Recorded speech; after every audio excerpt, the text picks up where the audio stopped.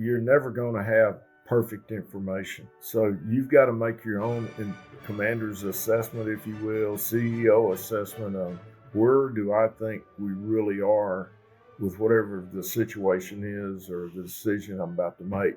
We have a tendency to want to predict the future, and you'll get that wrong. Every time you try to make a prediction, it'll be wrong. Have the courage to act on your instincts.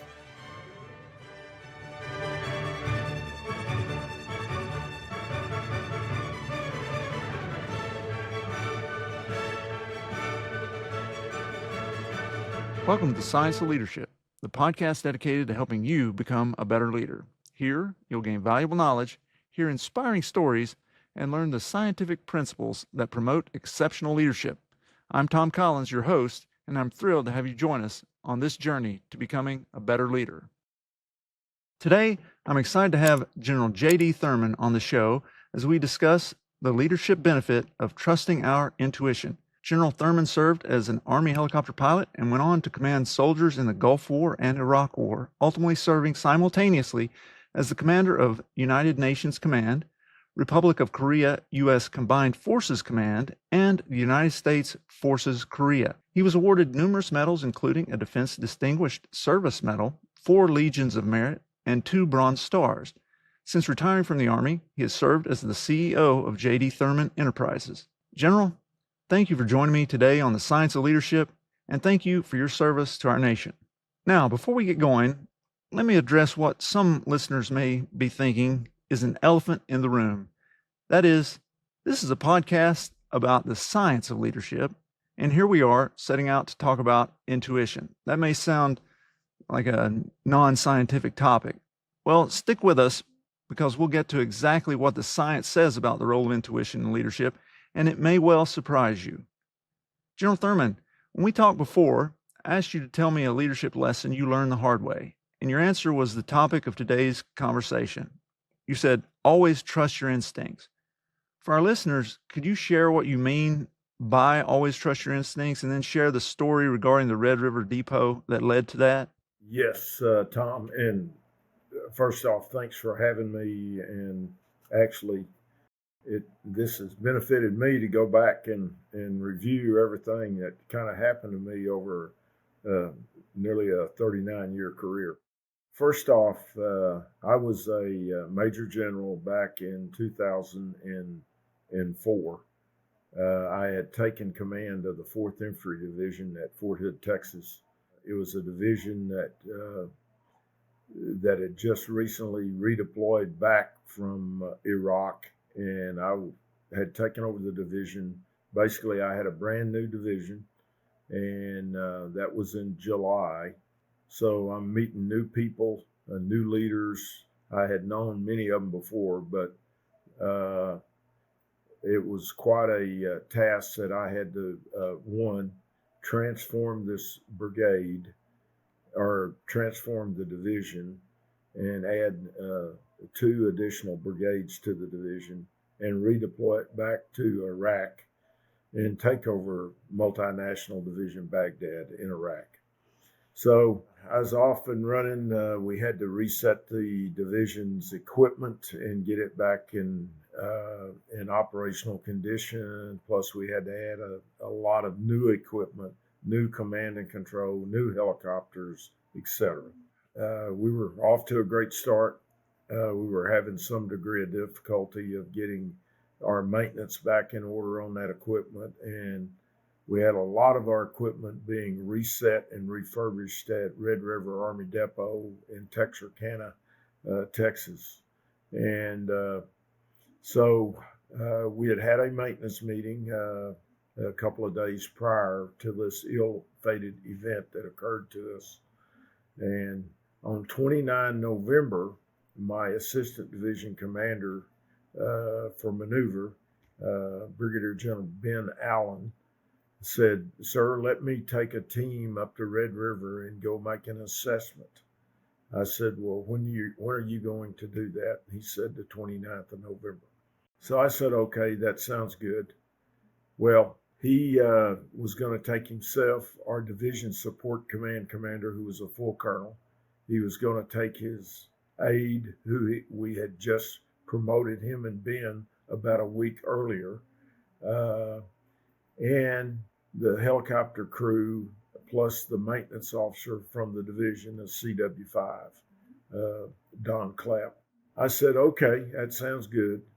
So that morning on the 29th, I got up, I looked at my communications to see if anything had come in overnight, and I had a note from Ben that said, "Sir, we're headed to Red River." And I looked outside. I was about to go do my physical training, and looked out there, and I said, "Well, I hope these guys have the weather to fly." He came back to me and said, "Sir, the pilot says, tell me that everything's good to go." Now, this crew had been flying over the weekend. This was 29 November, right after Thanksgiving. They had been supporting the presidential mission for President George H.W. Bush up at Crawford, Texas. So I said, "Well, that's got to be a good crew." So I didn't question that, and so I went out for my run. And as I'm running, my gut is telling me I'm not sure that's a good idea for those guys to be flying. And the weather was the ceiling was down, and the observation was probably less than a mile visibility. And I said to myself, I don't think these guys should take off.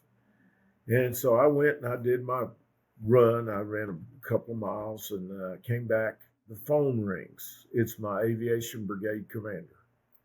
He says, "Sir, we're missing an aircraft." I said, "Oh my goodness." He said the last contact they had with them from approach control, they were requesting to go IFR, and that's in the clouds. So it told me right then that we had a serious problem on our hands. As the time went on, that morning I was supposed to go to Texas A&M to do a funeral for a lieutenant that had been killed in Iraq. So I told my other assistant division commander, a guy named Nolan Bivens, I said, "Nolan, I want you to take this funeral for me. I think we got something bad that's about to unfold." The next call I get was from Don McWillie, my aviation brigade commander, and he says, "Sir, the aircraft's down and it's on fire."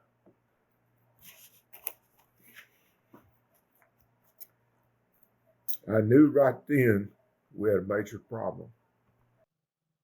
So I grabbed my chief of staff, Kurt Potts, Colonel, and I said, "Okay, we got to go to work." And I said, "Tell me who all's on this aircraft." So we got the manifest, and I'm sorry. No, And the sir. day goes by that I don't think about this. Mm-hmm. And I'll get to the bottom line here in a second. Yes, sir. So I grabbed my chief and my command sergeant major. I told my sergeant major, I said, his name's Ron Riley, very close friend of mine. I said, "Ron, go up to Moody, Texas, where those towers are, and report back. Tell me what's going on the ground. I'm one of these guys you got to get eyes on as soon as you can, because first report's going to be wrong, second report will be wrong, third report. And I've got this voice telling me that you shouldn't allow those guys to take off." That's that gut feeling. That's what we're talking about today is instincts.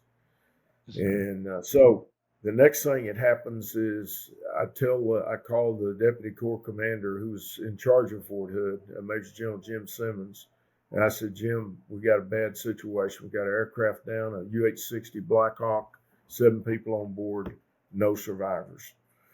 And I said, "I'm going to go ahead and notify these families. It's already on TV. And of course, the Army has strict rules when you make next of kin notification." I said, "I'm going to notify them. It's already on TV, and I will go up there and get on the ground up there so I can see what's happened." Again, weather was terrible that morning. I don't know why those aviators took off in that kind of weather. but they did. But what happened was when they took off, they went inadvertent IMC in the clouds, and they hit a retaining cable on a 850-foot TV tower at Moody, Texas, and that cable sliced through that helicopter. It went down. It threw the assistant division commander and his aide out in an open plowed field. I've never seen nothing like this. And the general was laying probably about 150 yards from where his aide was, and the other 5 on the aircraft were burned up in the wreckage. Aircraft was still smoldering when I got there. Long story short here, 7 people dead, an aircraft that's on fire, damaged. I had notified those families. I called them and went and did that before I went out to the crash site. So I go out there. We recovered the remains.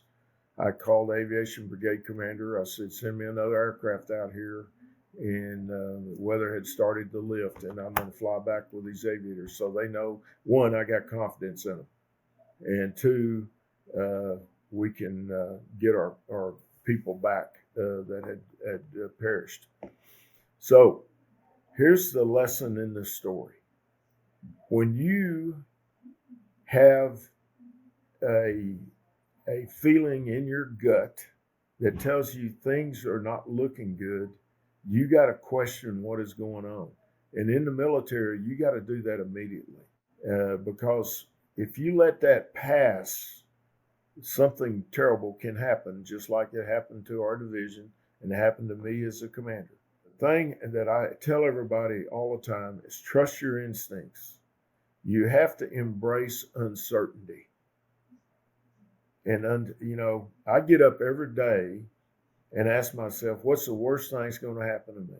I did that every day in combat in Baghdad, because something bad is going to happen. And you got to be ready to deal with the unexpected.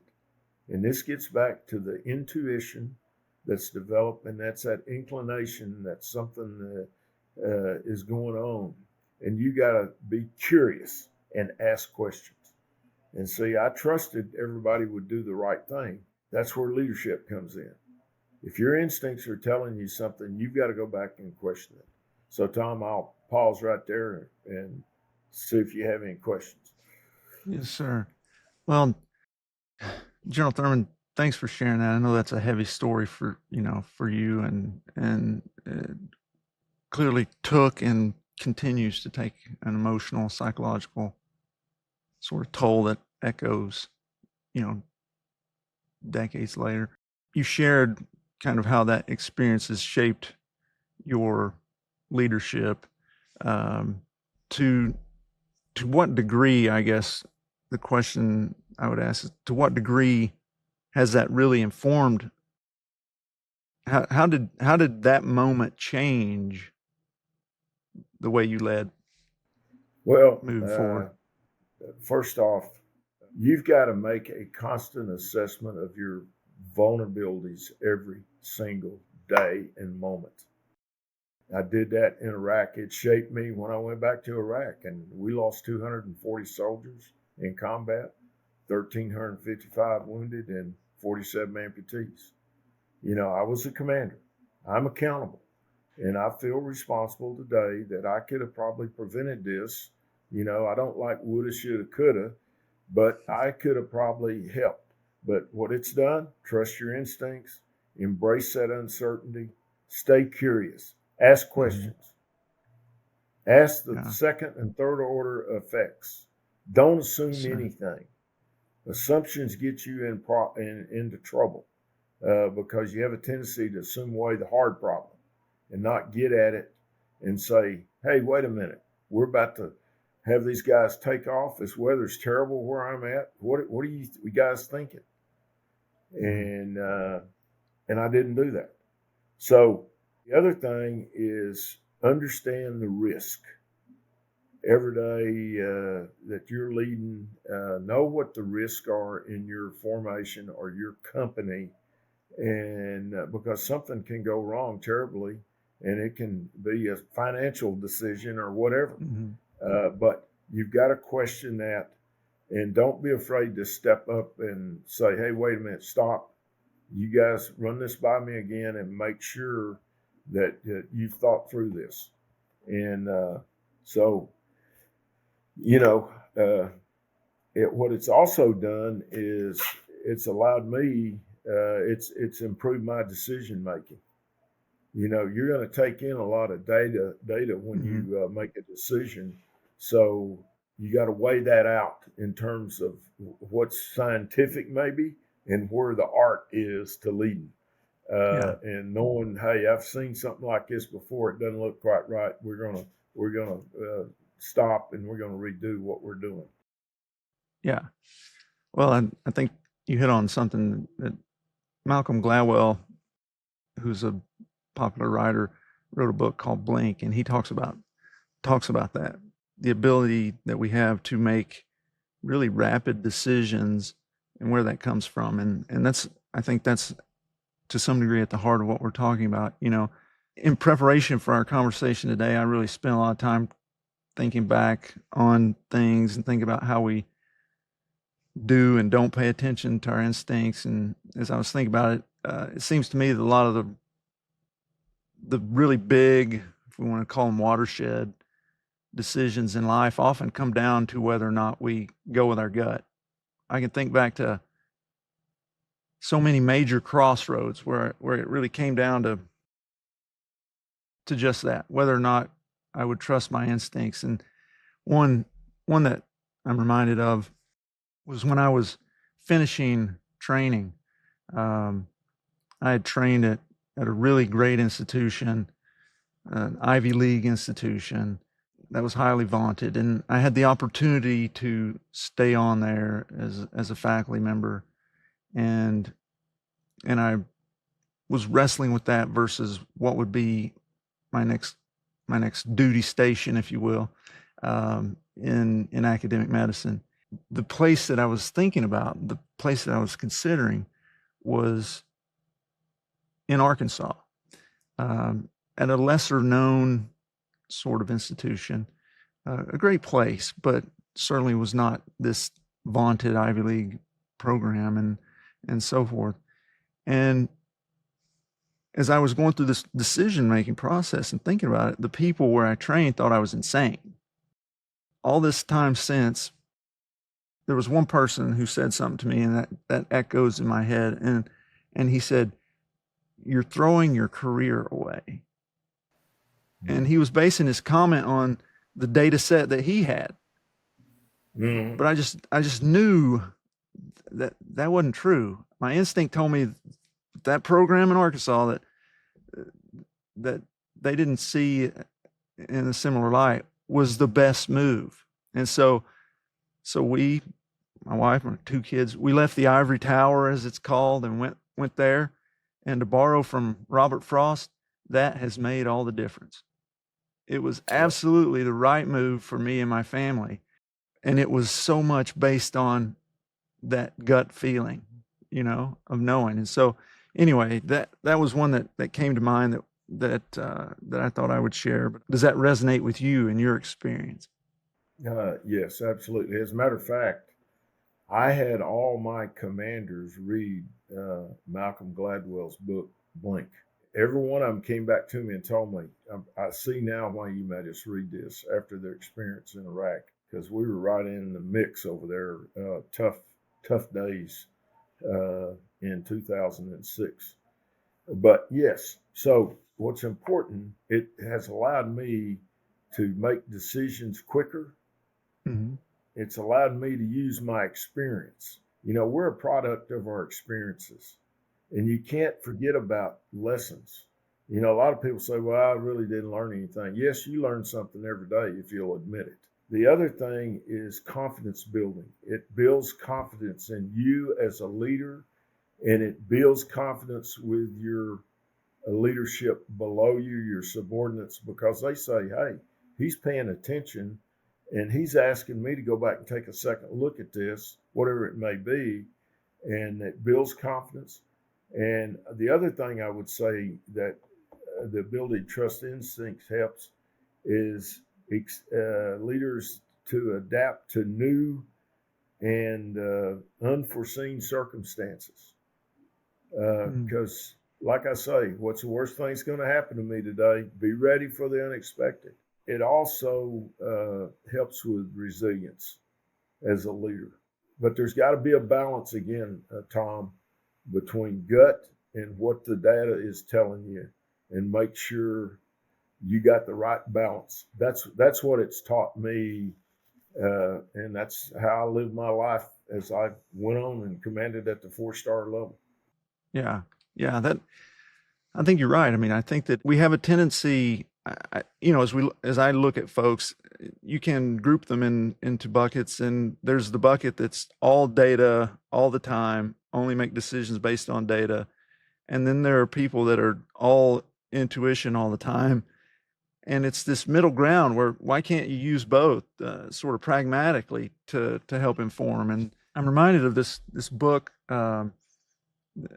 Called The Metaphoric Mind. It was written by Bob Samples back in the 70s. And he was writing about Albert Einstein. And he said that Albert Einstein called the intuitive, or for the sake of his book, the metaphoric mind, a sacred gift, and added that the rational mind was a faithful servant. And so in that book, Samples said, it is paradoxical that in the context of modern life, we have begun to worship the servant and defile the divine. And so if we're to believe what Samples wrote, it seems that Einstein believed intuition is really, really important. As much as Einstein is heralded as perhaps the greatest mind in modern history, he thought the intuitive was really, really important. You've shared some great reasons why instinct is important, as far as it helps your decision making. It increases the rapidity, how fast you can make these decisions. It increases people's recognition that you are paying attention, that you're engaged, and so forth.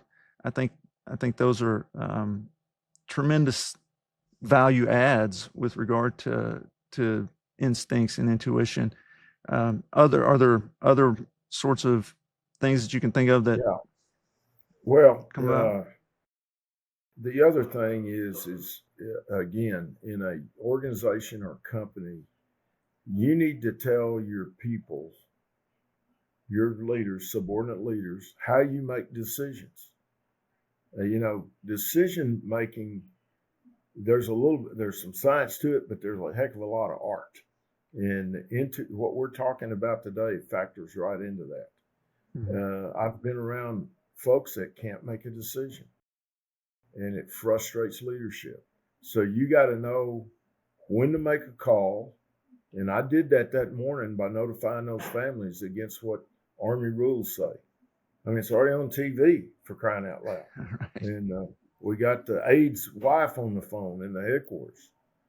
But it's examples like that, a terrible tragedy that helps guide you in how you lead and how you are going to inform your subordinates about what information you need to make decisions.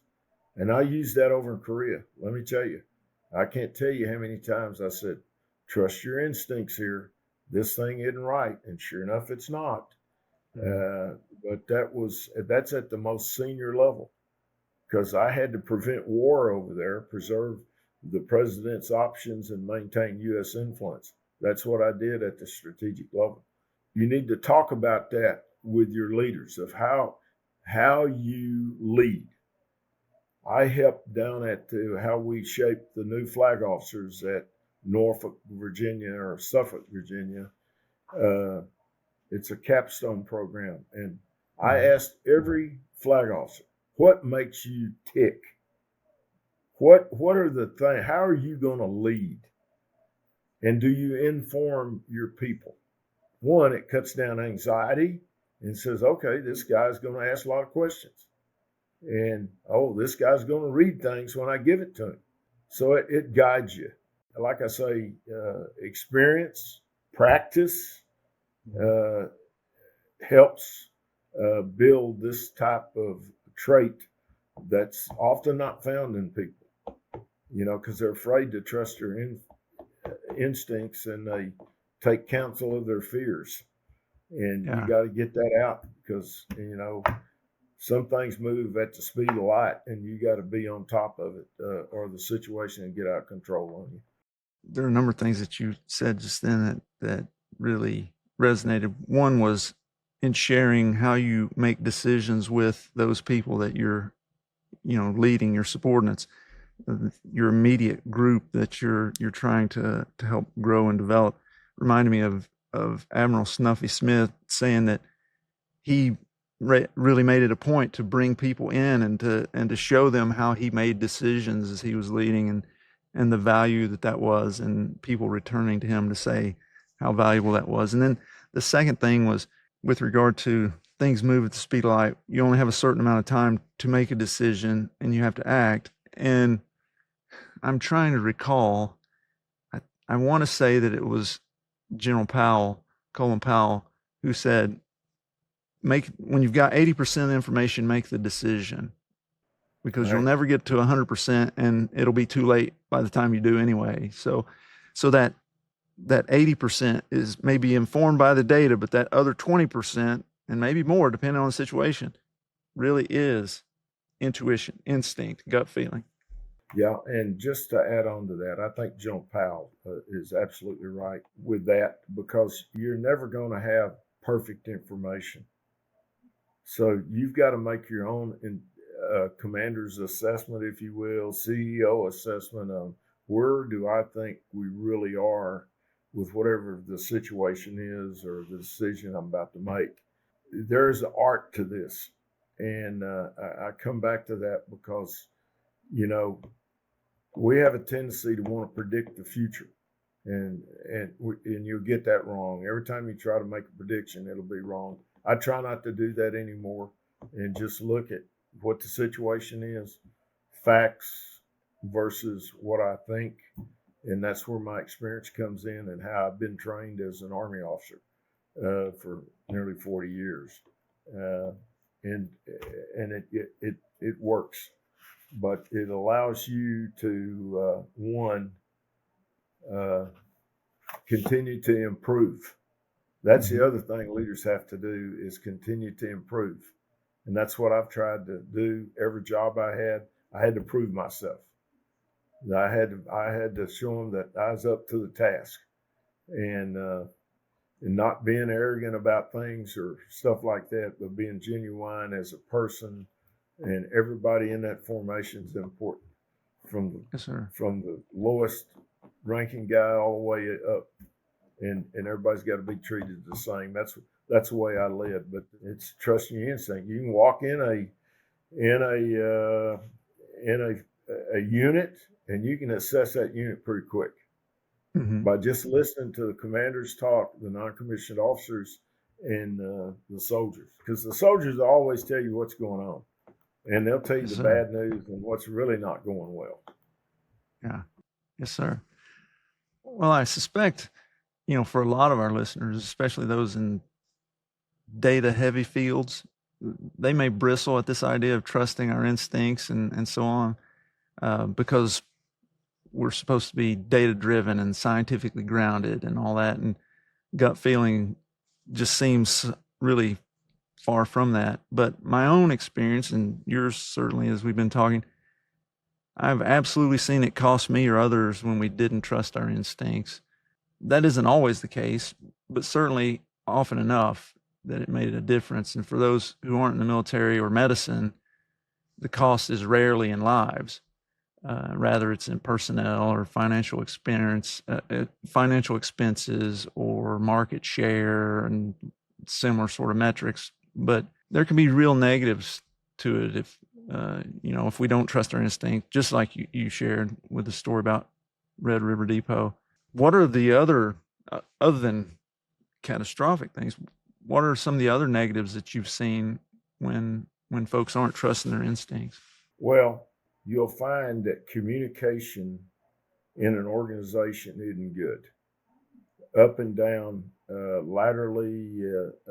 lateral communications, vertical communications are not good. People have a tendency to use electronic means rather than talking to people.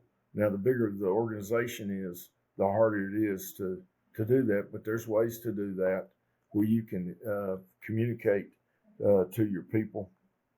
You got to practice in the environment you're in.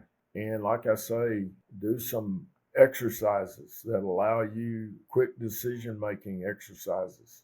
You got to be an expert in your field. I did a lot of reading and understanding my practice to make sure that I knew what was going on. And the Army runs off of doctrine. And so I always tried to make myself better every day and learn something. And the other thing that I learned to build and foster a good command climate, spend more time listening than transmitting. And I've watched a lot of senior officers there on transmit all the time. And it shuts down anybody that's trying to tell the leader what's going on.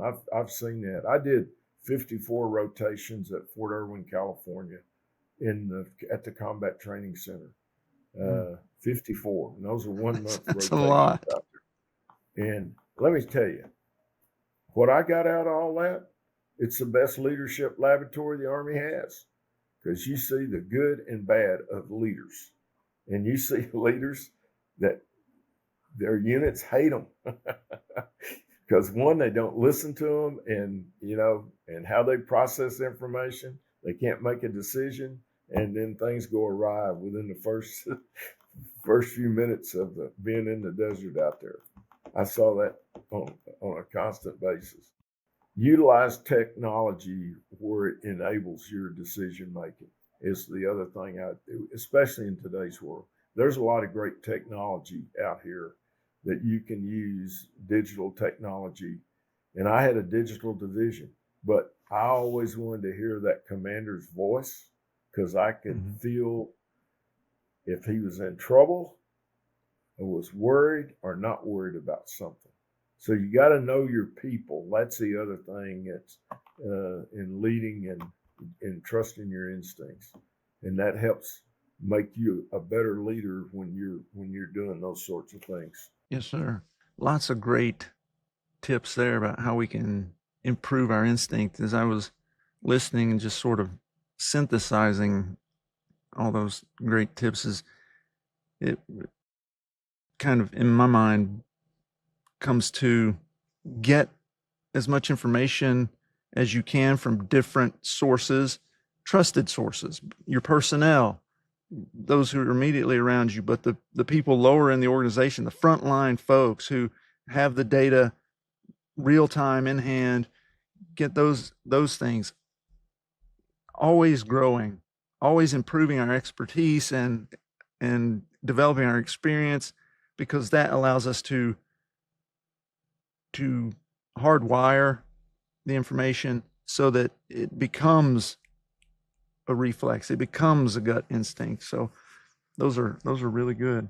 Maybe perhaps now would be a good time to touch on the scientific backing of intuition or gut instinct. It turns out it isn't as off the wall as some of our listeners may think. The reality is we can develop a non-objectifiable sense regarding various circumstances, and that can be called intuition or gut instinct or a hunch. And on previous podcasts, we've talked about various cognitive biases and how they can have negative impacts on decision making. Recognizing that many studies that have been out there and have found that decision making can be negatively impacted, can be negatively affected by over-reliance on intuitive responses and heuristics. As with so many things, there's more to that story. So if we look at studies by Dr. Laura Huang at Harvard, in the Harvard Business School, she found that not only is intuition valuable for decision making, its value actually increases in the setting of risk and uncertainty. So that's absolutely the case in the military. When risk is very high and uncertainty is often just as high, if not higher. But in a number of domains, that's true. And she found that our gut feeling is not a quick, impulsive, or emotional response, which probably is what people tend to think about, but rather it is based on, as you've said, it's based on our experience. And in her studies, those who had expertise and experience in a given area and who were faced with problems with a high level of unknowable information made better decisions when they relied on their gut instinct. And the key there is the high levels of experience and expertise. They get, as I mentioned just a few minutes ago, they get hardwired to a point where we don't have to think about them, and we kind of just know what the answer is.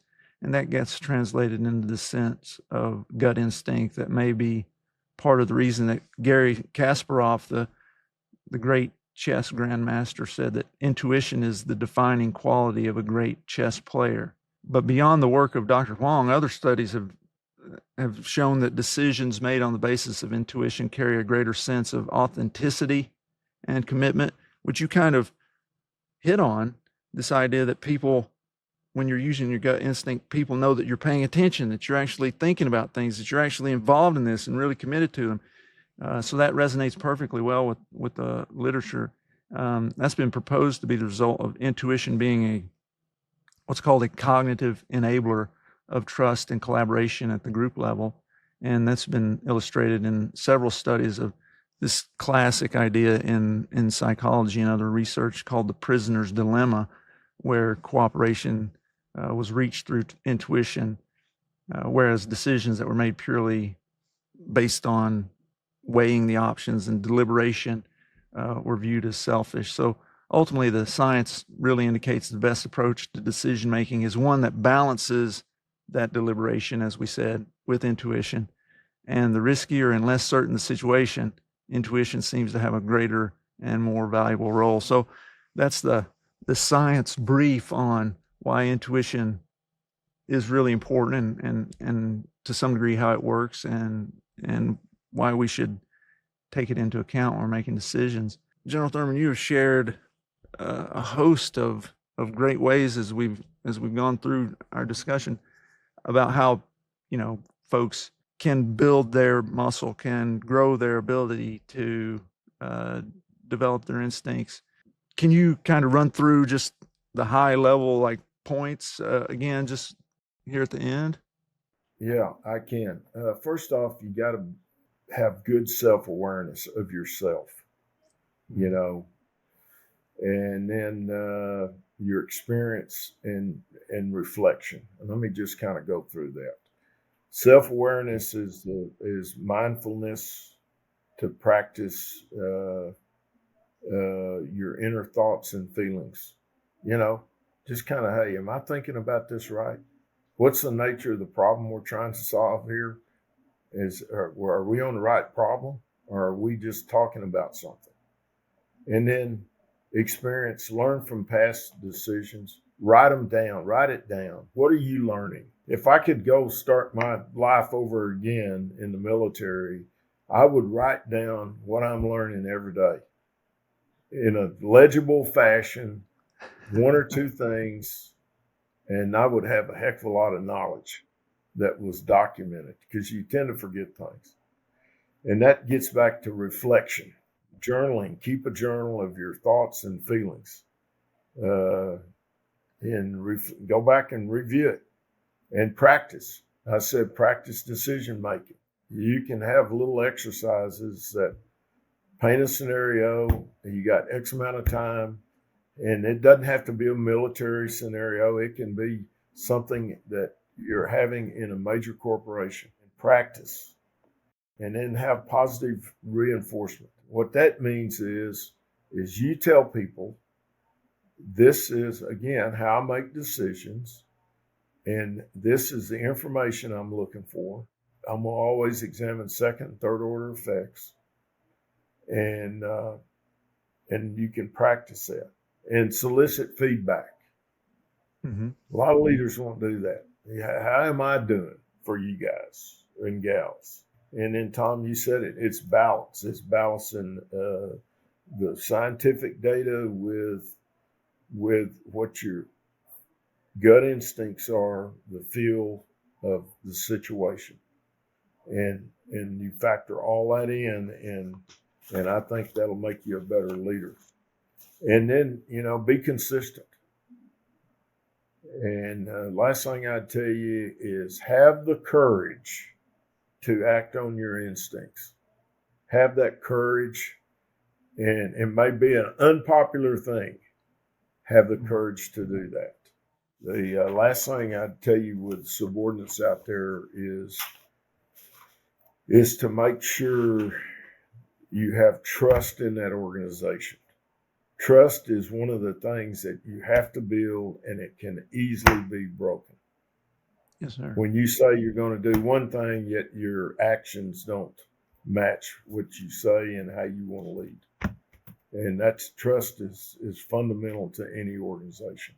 The last thing I'll tell you, I help organizations in my second life out here, rather than being a retired general officer. I help CEOs. Yes, sir. And I got one CEO. I said, look, write down your priorities. What's the most important thing in this company right now? Mm-hmm. And you don't have to have a laundry list. What's the top 3 priorities? So I got her to do that. And I said, and then start sending out a sends message that said, just want to remind everybody's doing a great job out here. Here are my priorities. Because I said, what's happening down below in the organization? People are doing their own thing. Yes, sir. And it's costing us money. Yes, sir. That's great. I mean, I always learn so much when I have the opportunity to talk to you. And having interviewed 51 4-stars for my book and stuff, people always ask me, "Oh, who was your favorite? Who'd you learn the most from?" and so forth and so on. Right?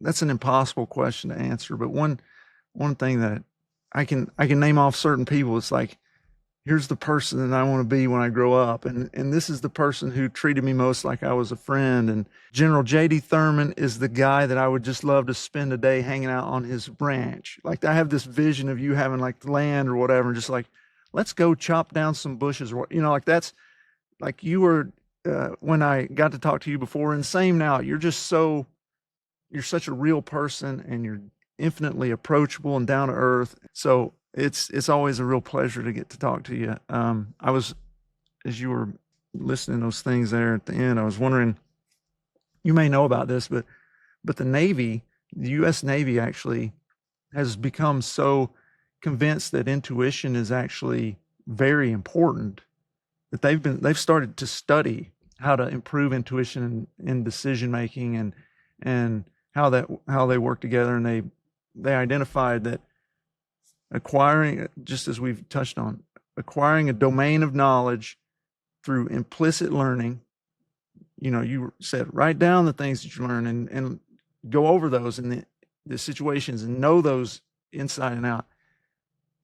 Really developing that through implicit learning can help us automatically strengthen our ability to make decisions at a neural, cognitive, and behavioral level. And as a result of that, we have better intuitive decision making. And so at the end of the day, we can actually train ourselves to make better decisions on what we perceive to be our instincts. And we can really kind of develop our gut instinct if we focus on actually learning and training and so forth. So that I was just thinking about that. But yeah, I want to make sure that I let you know that your name comes up not infrequently when people ask me about who is the best or whatever.